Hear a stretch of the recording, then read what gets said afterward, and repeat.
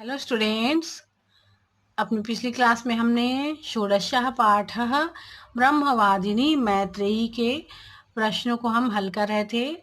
तो प्रश्न तीसरे का उत्तर देखना है हमको। प्रश्न तीसरे का पहला प्रश्न है, देवता कुत्र रमन्ते कुत्र न रमन्ते। तो इसका आंसर है, यत्र नार्यः पूज्यन्ते देवता तत्र रमन्ते, यत्र ताः अपमानिताः भवन्ति तत्र न रमन्ते। जहाँ पर नारी की पूजा की जाती वहाँ पर देवता निवास करते हैं, और जहाँ पर उनका अपमान किया जाता है वहाँ पर वे निवास नहीं करते हैं। अगला प्रश्न है, उपनिषद काले भारते नारीणाम दशा कीदृशी आसीत्। उपनिषद काल में भारत में नारियों की क्या दशा थी, क्या स्थिति थी। तो आंसर है, उपनिषद काले स्त्री शिक्षायाः महत्वम अधिकम आसीत्। उपनिषद काल में स्त्री शिक्षा को बहुत अधिक महत्व दिया जाता था। ताः वेदाध्ययनम अपि कुर्वन्ति स्म, और उस समय वे वेदों का भी अध्ययन किया करती थीं। तासाम उपनयन संस्कारः अपि भवति स्म, और उस समय उनका उपनयन संस्कार भी किया जाता था। प्रश्न नंबर ग है, याज्ञवल्क्यः मैत्रेयीं कात्यायनीं च आहूय किम उक्तवान। और याज्ञवल्क्य जी ने मैत्रेयी और कात्यायनी को बुलाकर क्या कहा। तो आंसर है, याज्ञवल्क्यः मैत्रेयीं कात्यायनीं च आहूय उक्तवान यत। याज्ञवल्क्य जी ने अपनी दोनों पत्नियों मैत्रेयी और कात्यायनी को बुलाकर कहा, अद्य अहम गृहस्थाश्रमं त्यक्त्वा संन्यासाश्रमं स्वीकरोमि, कि आज मैं गृहस्थाश्रम छोड़कर संन्यास आश्रम ग्रहण कर रहा हूँ।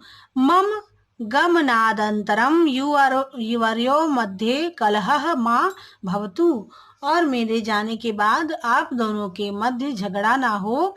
अतः संपत्ति विभाजनम कृत्वा एव गच्छामि इति, और इसलिए मैं संपत्ति का विभाजन करके ही जाऊंगा, ऐसी मेरी इच्छा है, ऐसा उन्होंने कहा था। प्रश्न नंबर चौथा है, प्रदत्त शब्दायः रिक्त स्थानानि पूरयत। दिए हुए शब्दों से रिक्त स्थानों की पूर्ति करना है। तो पहला है, सर्वेषु शरीरेषु आत्मा एक एव। सारे शरीर में जो आत्मा है वह एक ही है। मैत्रेयी वेदाध्ययनम कुर्वती आसीत्। मैत्रेयी जो थी वो वेदों का अध्ययन भी करती थीं।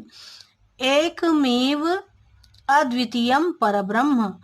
जो परब्रह्म है वह एक ही है, अद्वितीय है, उसका दूसरा रूप नहीं है, वह एक ही है। याज्ञवल्क्यात् मैत्रेयी ब्रह्म ज्ञानम प्राप्तवती। तो याज्ञवल्क्य जी से मैत्रेयी ने ब्रह्म ज्ञान प्राप्त किया था। आत्म साक्षात्कार एव अमृत तत्वस्य साधनम। आत्म साक्षात्कार ही है अमृत को प्राप्त करने का साधन। अगला प्रश्न है, प्रश्न नंबर 5वां, शुद्ध वाक्यानां समक्षम आम अशुद्ध वाक्यानां समक्षम न इति लिखत। क है प्रश्न का, आत्मा एव अखिल विश्वस्य आधारः अस्ति। तो यह जो वाक्य यह सही है, इसलिए यहाँ पे आम आएगा। धनेन अमृतत्वम प्राप्यते। तो यह जो वाक्य है वह असत्य है, क्योंकि अमृत को प्राप्त करने के लिए आत्म साक्षात्कार आवश्यक है, न कि धन, इसलिए ना आएगा यहाँ पर।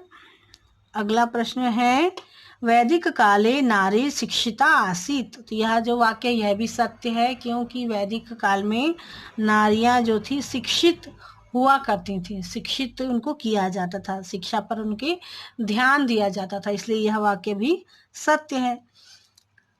उपनिषद काले नारीणाम उपनयन संस्कारः अपि क्रियते स्म। तो यह वाक्य भी सत्य है, क्योंकि उपनिषद काल में नारी का, स्त्रियों का उपनयन संस्कार भी किया जाता था, इसलिए यह वाक्य सत्य है। आम आएगा यहाँ पर। अगला है कात्यायनी सीतायै ज्ञानम दत्तवती। तो यह जो वाक्य है यह असत्य है, क्योंकि कात्यायनी ने नहीं बल्कि मैत्रेयी ने सीता जी को ज्ञान दिया था, सीता जी को पढ़ाया था, इसलिए यह वाक्य जो है वो असत्य है, तो यहाँ पर ना आएगा। तो आज के लिए इतना ही। अपनी अगली क्लास में हम आगे के अभ्यास के प्रश्नों को हल करेंगे।